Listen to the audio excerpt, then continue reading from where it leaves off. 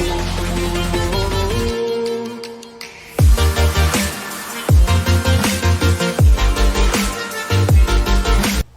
bertemu dengan saya Isak Butika. Di kesempatan kali ini kita akan mempelajari di kompetensi dasar 3.3 yaitu memahami prinsip dasar desain interior, dan kompetensi dasar 4.3 yaitu menjadikan prinsip-prinsip dasar desain interior. Di kesempatan kali ini kita akan belajar materi prinsip-prinsip dasar desain interior. Ada 7 prinsip dasar untuk desain interior. Apa saja untuk materi ini? Mari kita simak video berikut ini. Di kesempatan kali ini kita akan belajar mata pelajaran aplikasi perangkat lunak dan interior gedung, dan kita masuk di materi tentang prinsip desain interior. Ada 7 prinsip desain interior. Yang pertama unity dan harmoni atau kesatuan dan harmonitas. Yang kedua ada keseimbangan, balance. Yang ketiga ada focal point, point interest. Yang keempat ada ritme. Yang kelima detail. Yang keenam skala dan proporsi. Dan yang ketujuh ada warna. Oke, kita bahas poin yang pertama untuk prinsip desain interior, yaitu unity dan harmoni atau kesatuan dan harmonitas. Ya, oke, penjelasan dari poin yang pertama ini, ya, untuk kesatuan dan harmonitas. Jadi dalam satu ruangan dianggap sebagai suatu kesatuan jika semua elemen saling melengkapi dan berkesinambungan satu dengan lainnya sehingga menghasilkan komposisi yang seimbang.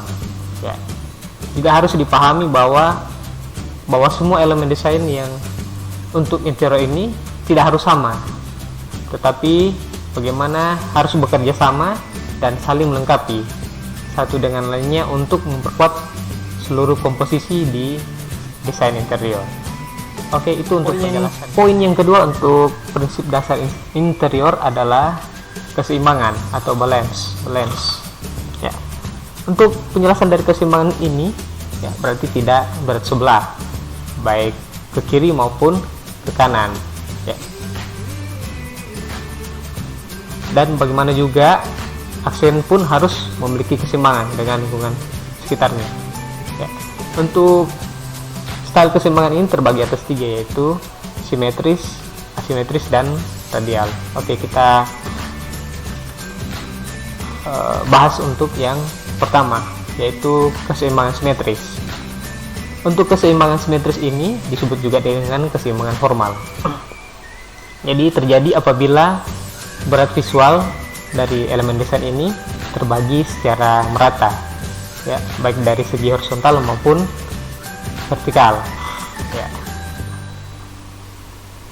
Untuk keseimbangan simetris ini sulit untuk membangkitkan emosi dari pembaca visual karena terkesan terlalu direncanakan, jadi tidak terlalu membangkitkan emosi. Mari kita lihat contohnya dari gambar yang ada. Ya, ini untuk keseimbangan simetris. Jadi interiornya baik dari sebelah kiri dan kanan ini simetris. Ya. Oke, seperti itu penjelasan untuk keseimbangan simetris.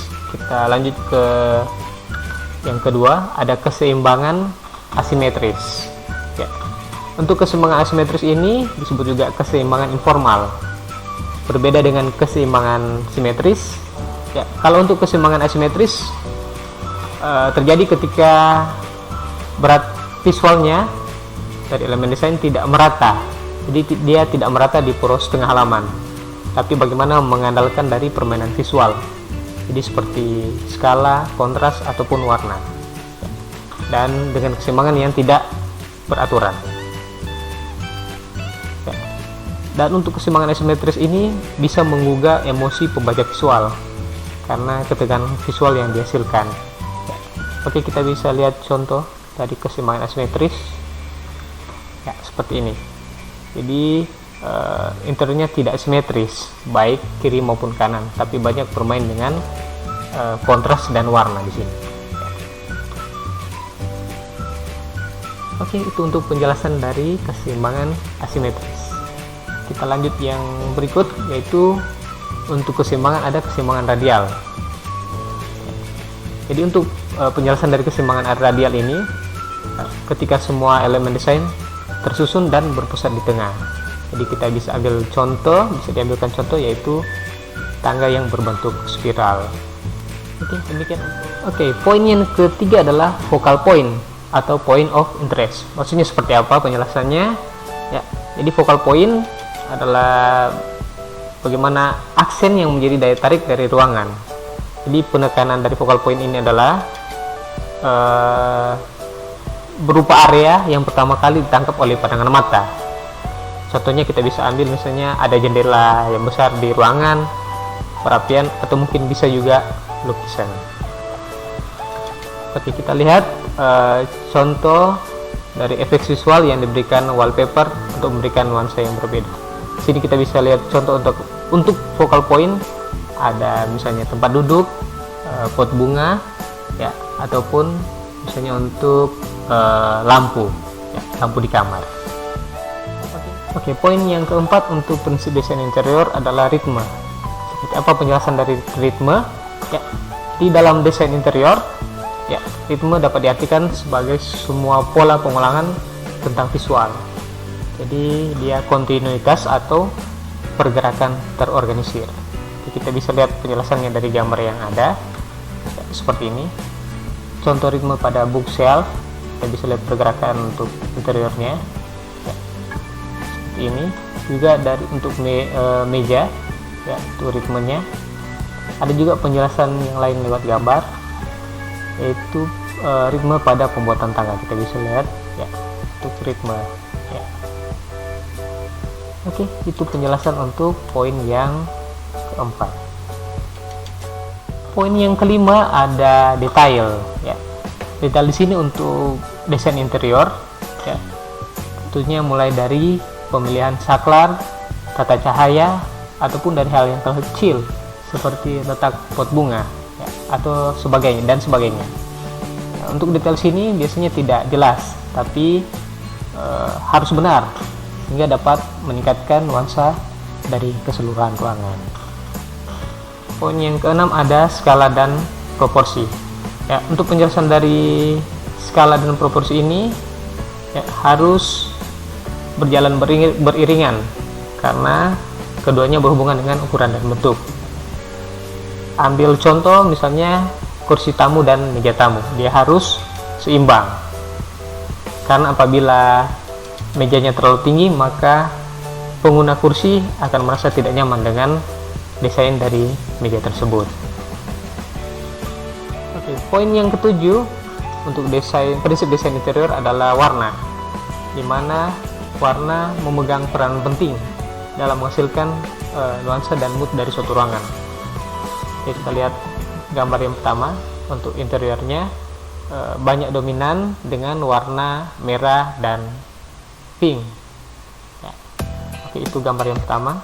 Kita bisa lihat yang gambar yang kedua untuk contoh komposisi warna minimalis. Jadi di sini banyak dominan dengan warna orange untuk interiornya. Oke, selanjutnya, ya, ini untuk bagaimana warna interiornya untuk kamar tidur dominan dengan hitam dan putih. Oke, itu untuk penjelasan dari poin yang ketujuh untuk warna. Ya, demikian untuk ketujuh prinsip desain interior. Kita sudah bahas satu persatu, dan selanjutnya nanti kita akan masuk di tugas. Oke, diharapkan kalian tetap semangat ya dalam pembelajaran kita, dan setelah kalian memahami materi prinsip desain interior, ada 2 tugas yang akan diberikan. Silahkan dilihat di layar ya. Oke, nanti kalian kerjakan 2 tugas ini.